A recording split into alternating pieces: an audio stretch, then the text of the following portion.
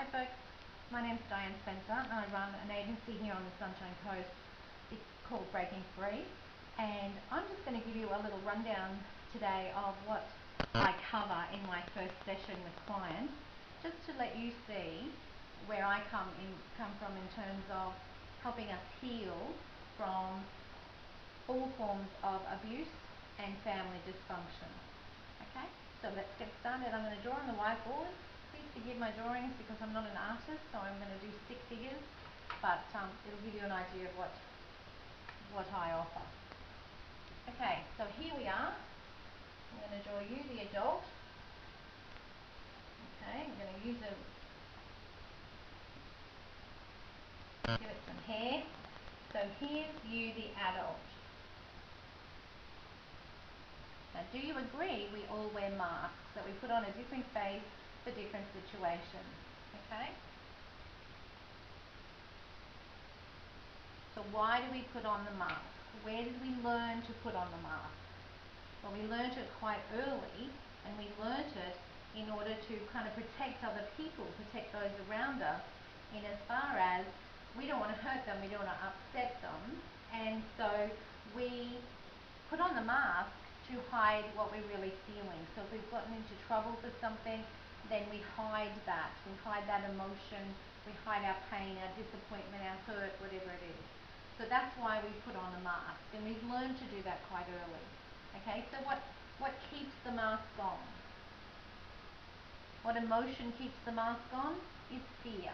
Why do we... So what are we afraid of? If we take the mask off, what are we really afraid of? We're afraid that people around us won't like us or love us for who we are. So we keep the mask on and we hide our true self from view. Okay? Do you agree we put walls around ourselves to protect ourselves?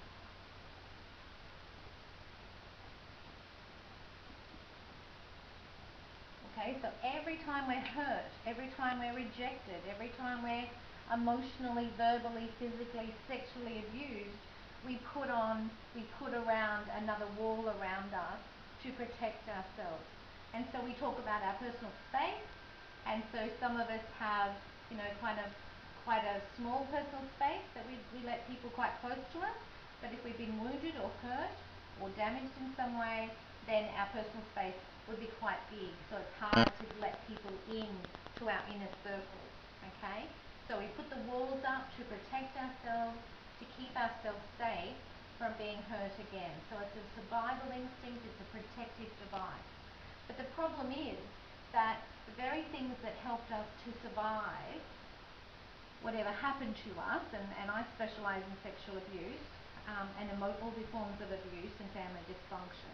So whatever we had to do to survive by keeping those masks on, by putting those walls up, are the very things now that keep us trapped, because we're still using those survival techniques, and we've actually got to learn to change them and to release them and develop new survival, but not just surviving, but living free, living whole, living healthy.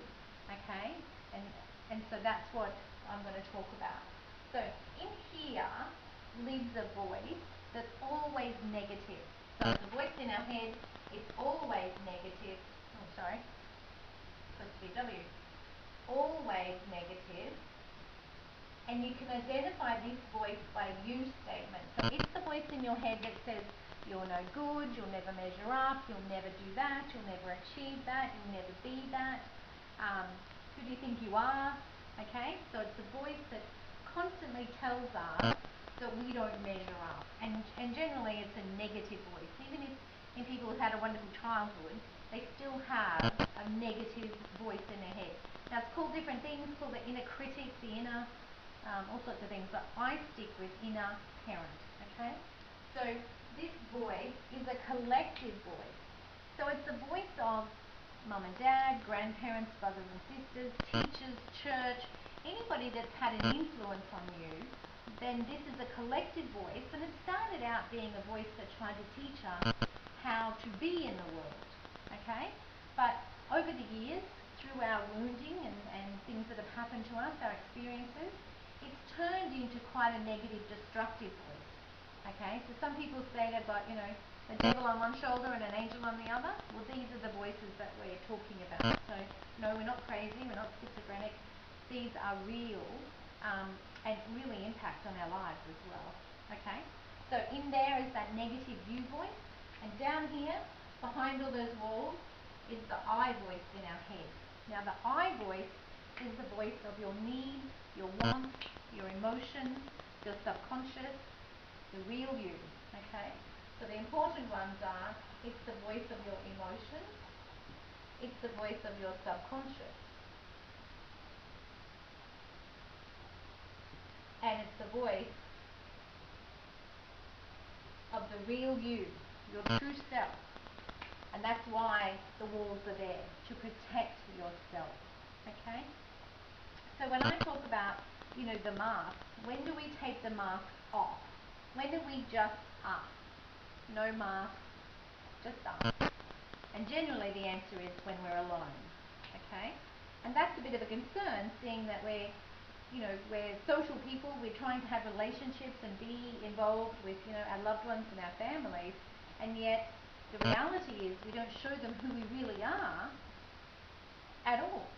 They may see snippets, but generally we keep the mask on and we keep the walls up. Okay? So my work is about,